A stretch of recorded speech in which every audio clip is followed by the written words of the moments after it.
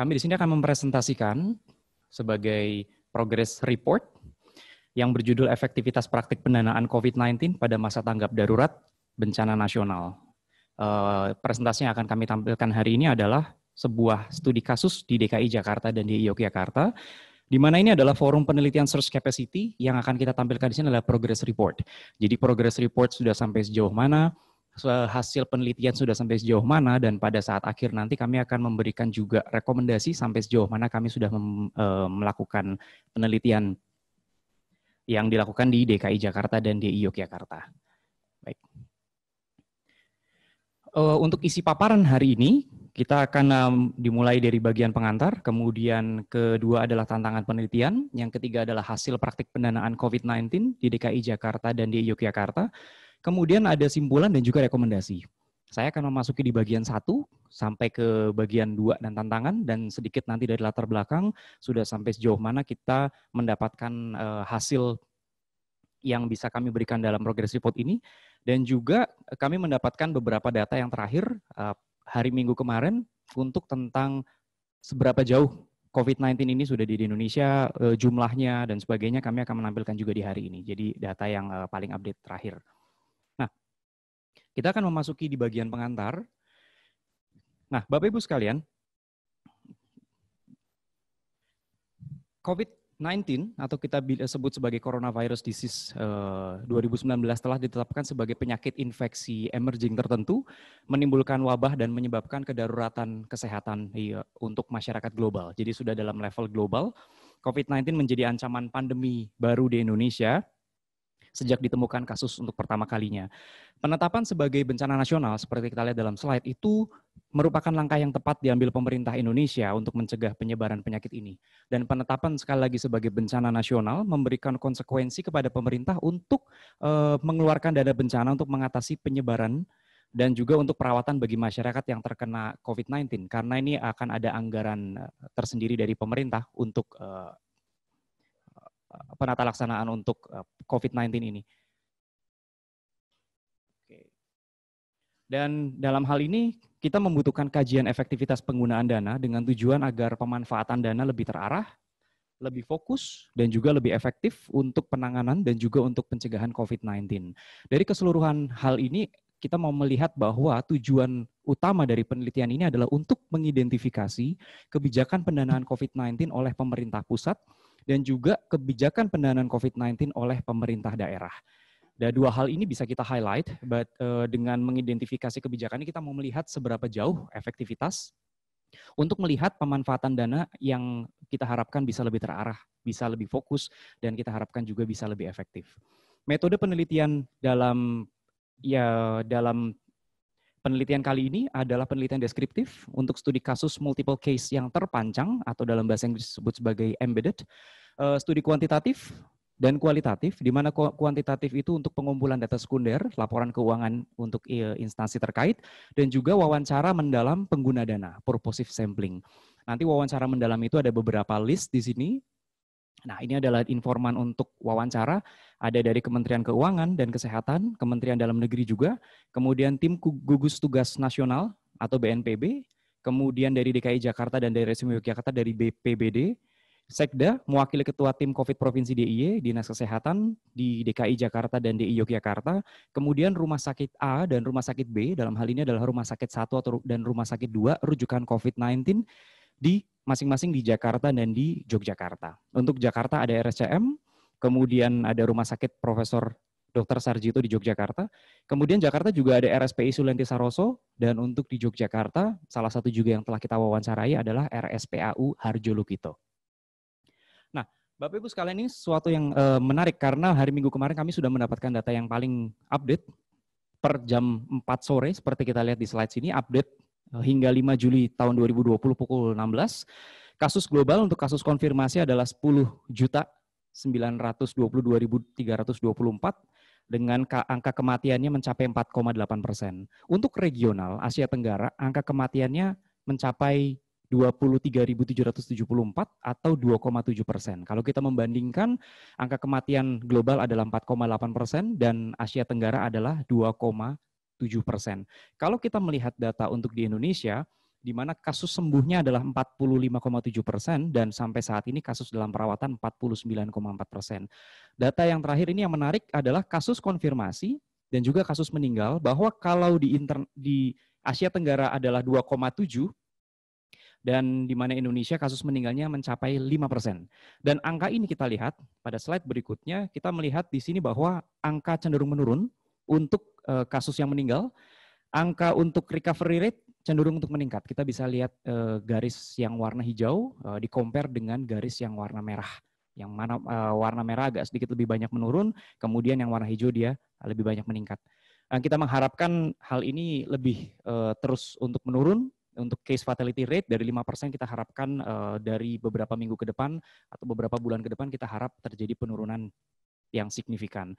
Ini adalah peta sebaran kasus per provinsi. Kita melihat jumlah kasus di DKI Jakarta, karena penelitian ini ada di DKI Jakarta dan DI Yogyakarta, di mana Jakarta adalah 12.183 dan DI Yogyakarta adalah jumlah kasusnya sampai sekarang 325 yang terkonfirmasi COVID-19. Dengan sumber kami dari covid19.go.id, peta sebaran. Nah, pada saat COVID-19 ini dinyatakan sebagai infeksi emerging, kemudian di Indonesia, kemudian pada bulan Maret, tanggal 21 Maret 2020, sudah ada statement dari pemerintah bahwa ada 3 pendanaan yang diperlukan untuk kegiatan gugus tugas percepatan penanganan COVID dari APBN, dari APBD, dan yang ketiga adalah sumber lain yang sah dan tidak mengikat sesuai dengan ketentuan peraturan perundang-undangan. Yang menarik dari penelitian ini, kita mau melihat dana dari pemerintah dan juga dana dari sektor non-pemerintah atau kita bilang sektor swasta. Sampai seberapa jauh efektivitas ini bisa diidentifikasi dan sampai dilakukan untuk penanganan kepada pasien yang membutuhkan. Ini adalah landasan kebijakan dari Perpu, peraturan pemerintah, peraturan presiden, instruksi Menteri Dalam Negeri, dan juga keputusan bersama Mendagri dan Menteri Keuangan. Di slide berikutnya kita bisa melihat ini adalah anggaran kesehatan sebelum pandemi COVID-19. Anggaran kesehatan untuk tahun 2020 kita bisa melihat untuk APBN tahun 2020 kita bisa melihat 132,2 triliun, di mana memang 5% dari APBN ini dianggarkan untuk kesehatan. Ini adalah sebelum pandemi COVID-19. Bagaimana sesudah pandemi COVID? Pada saat COVID ini, kita bisa melihat untuk Indonesia 436,1 triliun atau 2,5% dari PDB, dan kita bisa mengcompare dengan negara-negara lain untuk Singapura, Amerika Serikat, Jepang, dan juga Jerman. Kita ada 2,5%, Amerika Serikat ada 10%, Jepang 20% dari PDB, Jerman 10% dari PDB, dan juga Singapura 12% dari PDB. Kita bisa melihat Indonesia 436,1 triliun untuk percepatan belanja APBN, untuk insentif pajak, untuk penanganan COVID-19, dan juga bantuan sosial dan kartu prakerja. Kita bisa melihat slide berikutnya, untuk postur APBN 2020 saat pandemi COVID-19, 405,1 triliun, yang biasanya data ini akan terus diupdate. Kita bisa melihat untuk anggaran kesehatan adalah 75 triliun, dibagi untuk yang lain 405 triliun ini dipakai untuk pemulihan ekonomi nasional, untuk perlindungan sosial, dan juga untuk insentif perpajakan dan untuk stimulus KUR. Yang sebelah kanan adalah untuk perubahan APBN. Kita lanjut dulu untuk kebijakan APBN. Bapak Ibu sekalian, kita bisa melihat untuk anggaran kesehatan 75 triliun itu, kita bisa melihat untuk alat kesehatan, kemudian untuk perlindungan tenaga kesehatan, sampai yang terakhir adalah untuk upgrade 132 rumah sakit, dalam hal ini rumah sakit untuk peningkatan kapasitas rumah sakit rujukan. Ini yang menarik karena dari beberapa rumah sakit ini ada beberapa rumah sakit yang memang ditunjuk untuk rumah sakit rujukan. Salah satunya kita bisa melihat di DI Yogyakarta, daerah istimewa Yogyakarta ada 27 rumah sakit menjadi rumah sakit rujukan, di mana 23 rumah sakit dari SK Gubernur dan 4 rumah sakit dari SK Kemenkes.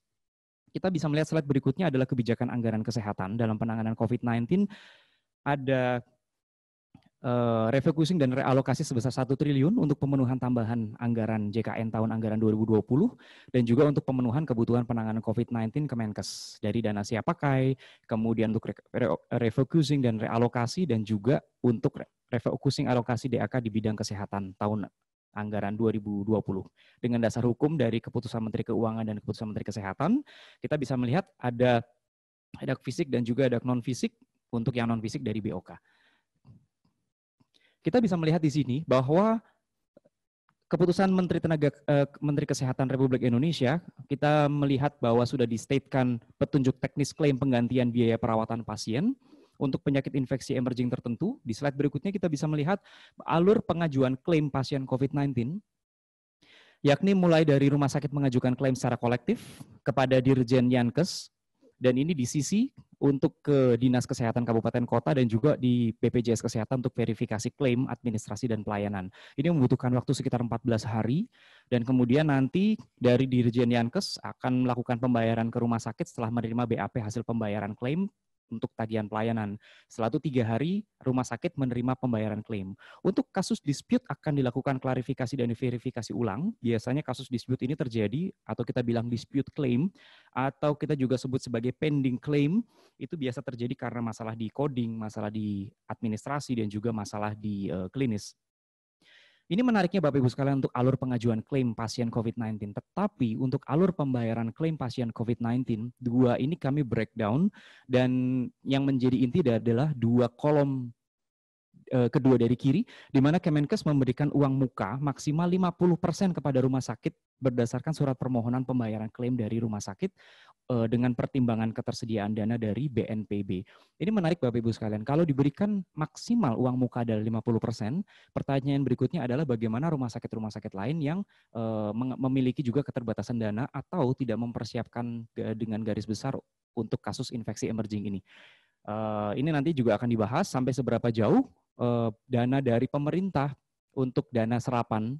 Seperti kita lihat di media massa beberapa hari terakhir kemarin, Presiden sudah mempertanyakan berapa persen serapan anggaran yang terjadi untuk rumah sakit implementer atau rumah sakit yang melayani rujukan COVID-19 ini.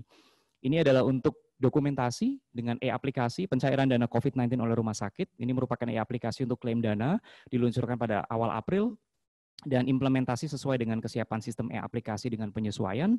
Verifikasi dilakukan oleh BPJS Kesehatan untuk penyesuaian tenaga verifikasi dan juga e-aplikasi. Di sini mau melihat juga kesiapan rumah sakit yang menangani COVID-19 untuk melakukan klaim, di mana tadi disampaikan bahwa uang muka dapat diberikan oleh Kemenkes maksimal 50% dari total tagihan klaim. Dispute claim, untuk yang terjadi dispute claim atau pending claim karena coding, karena masalah klinis, dan juga karena masalah administrasi akan dilakukan pendampingan. Ini untuk bantuan kemanusiaan non-pemerintah, di mana salah satu penelitian juga yang dilakukan oleh Pusat Kebijakan dan Manajemen Kesehatan FKKMK UGM, kita mau melihat konsep pelaku filantropi, di mana pelaku filantropi individu dan institusi. Kita melihat bahwa individu itu ada HNWI, High Net Worth Individual, dan juga filantropi komunitas. Filantropi komunitas ini yang banyak sekali dilakukan oleh misalnya selebgram atau oleh para artis dan sebagainya untuk bersama-sama melakukan suatu donasi masyarakat di lewat platform media sosial. Dan pelaku filantropi untuk institusi adalah untuk dari korporasi dan juga non-korporasi dengan berbagai lembaga di situ. Korporasi kita sebut dalam bahasa Belanda Vennootschap, dan juga non-korporasi adalah Vereniging dan juga Stichting atau asosiasi dan juga yayasan. Yang banyak bisa kami identifikasi dalam hal ini untuk bantuan kemanusiaan non-pemerintah atau dari sektor swasta atau dari kita bilang filantropi atau charity, itu adalah dari korporasi dan non-korporasi. Untuk high net worth individual atau HNWI, banyak istilahnya pengusaha di Indonesia yang memberikan dana bantuan untuk mereka, tetapi mereka pun memberikannya lewat foundation yang mereka dirikan. Jadi dalam hal ini foundation tersebut akan masuk ke dalam non-korporasi, dan kami mengidentifikasi nanti di bagian hasil Pak Fauzi yang akan menjabarkan untuk bantuan kemanusiaan pemerintah dan juga non-pemerintah. Slide yang berikutnya adalah tantangan penelitian, di mana penelitian ini memiliki beberapa hambatan, dan hambatan ini menjadi tantangan tersendiri buat kami karena memang untuk infeksi emerging tertentu, dalam hal ini COVID-19, membutuhkan banyak sekali proses dalam perjalanan penelitian ini. Perizinan di instansi itu memerlukan waktu tunggu, di mana surat yang diberikan tidak langsung bisa mendapatkan respon, dan kami masih harus menunggu surat untuk approval untuk dilakukan penelitian. Dalam hal ini pasti instansi masih banyak sekali membutuhkan persiapan untuk penelitian dan juga untuk hal-hal yang lain, di mana alur disposisi untuk informan yang tepat memerlukan waktu dan informan yang sudah tepat. Ketersediaan dana anggaran atau keuangan, permintaan data sebagian data sekunder tersedia untuk difoto maupun di catatan. Jadi dalam hal ini kita bisa melakukan ini. Untuk publikasi tidak tersedia untuk diakses dan masih dalam tahap eksplorasi. Dan yang terakhir adalah tracking media online. Kita menggunakan basis data sekunder untuk bisa men-tracking. Dari seluruhnya ini kita mau melihat waktu perizinan dan disposisi untuk informan di instansi, juga masalah dari kesibukan informan, work from home, juga untuk komunikasi yang tidak lancar, dan juga keterbatasan dana, rincian anggaran, dan juga keuangan yang terpublikasi. Kita juga bisa melihat dengan kasus WFH atau beberapa tempat juga ada yang tidak bisa masuk kantor dan itu harus dibagi, maka membuat kami kesulitan untuk melakukan wawancara secara langsung, di mana perizinan dan komunikasi kita melalui email dan WhatsApp. Sebagian responden sudah dapat ditemui dan sebagian lagi masih menunggu untuk ditemui. Dari saya demikian. Untuk hasil praktek pendanaan COVID-19 di DKI Jakarta dan di Yogyakarta, saya serahkan pada pembicara berikutnya. Terima kasih.